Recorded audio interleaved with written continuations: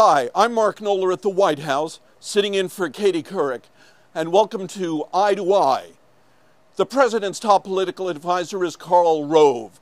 He's a man widely credited with orchestrating the election and re-election of George W. Bush. He's widely feared, but also revered. And now his main focus is the midterm elections and trying to see to it that President Bush retains Republican control of the House and Senate during the last 2 years of his presidency.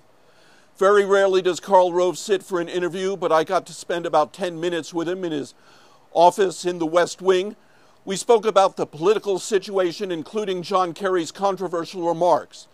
I began by asking him about a recent article critical of Republicans written by former House Republican leader Dick Armey.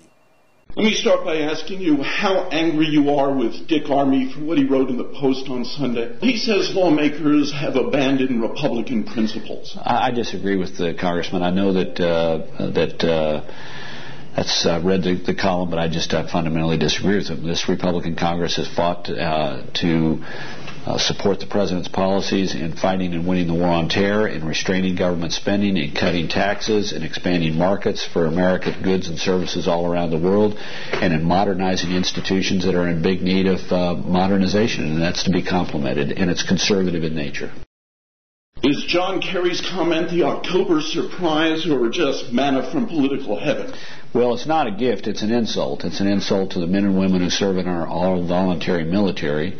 To suggest that the only people who volunteer and then are sent to Iraq are stupid is the kind of, that's the kind of disturbing pattern of comment we've seen from Kerry before. This is, you remember in the aftermath of his return from Vietnam, he slandered his comrades in arms by suggesting they raped and pillaged their way across Vietnam in a manner reminiscent of Genghis Khan, as he said. So, he needs to apologize. He needs to tell the men and women who've taken offense in Iraq, not that they're stupid for having taken offense at it, but that he was stupid for having said it.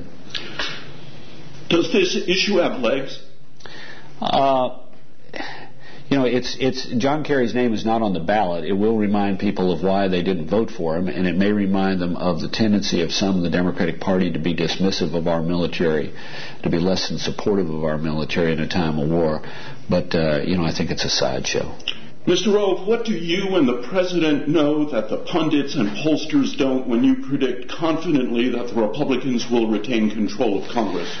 Well, first of all, it's important to remember that incumbents, if they have a good plan and are executing a plan for their reelection, get reelected. In fact, in the House, 97.5% of incumbents since 1996 have won reelection.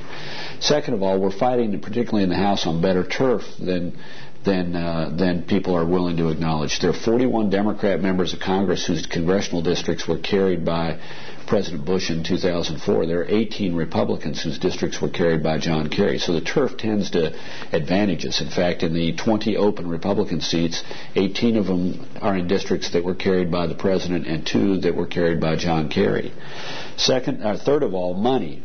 We've helped candidates raise the money necessary to be competitive. In fact, at the end of September, the Republicans had a financial advantage at the National Party, the campaign committees, the accounts of competitive candidates, and in the victory committee accounts of the state parties where there are competitive races of roughly $42 million. And that allowed them to buy their television earlier.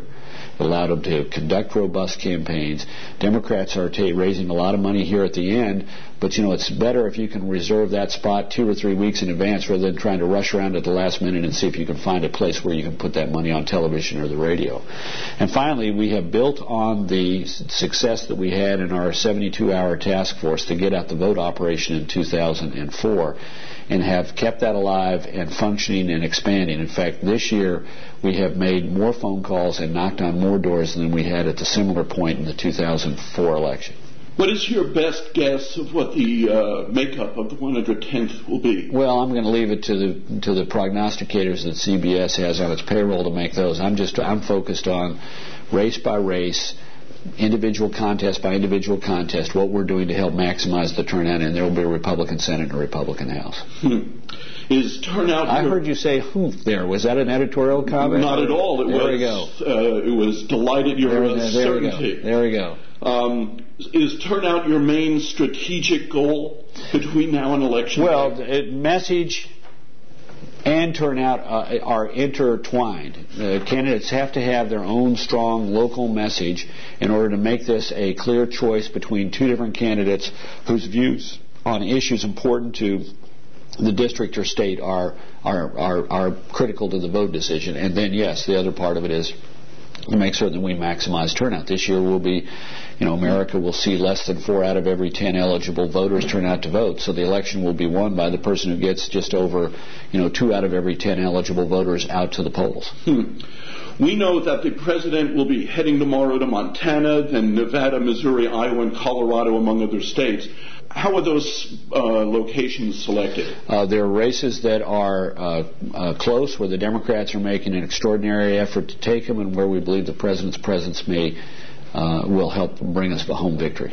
Do you sense that conservatives are feeling disenchanted with the president and his policies? Is that a problem for you? No, absolutely not. In fact, what's interesting is if you look at these intensity measures, all the recent polls, ABC, Washington Post, not to quote somebody else's poll, but even your own polls indicated that intensity among Republicans and Democrats is high, and that Republicans are motivated differently than Democrats. The Republican Republican voters are motivated to be for the Republican candidate. At the end of the day, you're more likely to get somebody to go to vote if they're voting for something and someone rather than voting against something.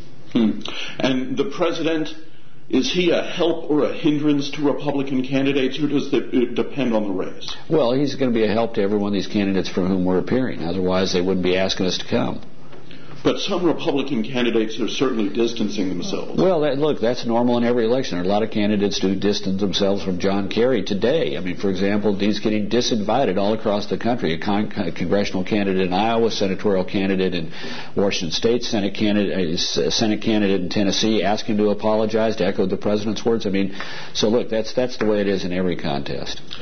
Despite your predictions, what happens in the last 2 years of this presidency if Democrats wrest control of Congress? Look, I'm going to stay focused on this election, and you got plenty of people on the CBS payroll who can prognosticate to endless degrees about all kinds of hypothetical things. There'll be a Republican Senate and a Republican House. Mr. Rove, thanks very much. You bet, sir. And we'll be right back with a page from Katie Couric's notebook right after this quick break.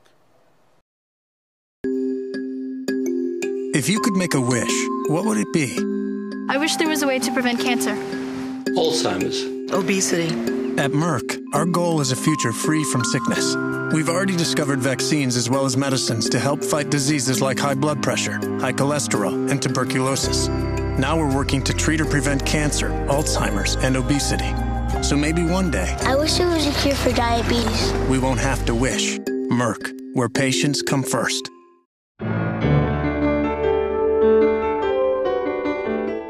Hi, everyone. Am I crazy, or has anyone else noticed that from movies to music to teens on the street, everyone is swearing? It seems to be more accepted, even encouraged these days, creating a particularly noxious noise pollution. When my mom occasionally said the D word when she was really mad, it was shocking. My mother-in-law actually washed out my husband's mouth with soap. Ugh, but he got the point.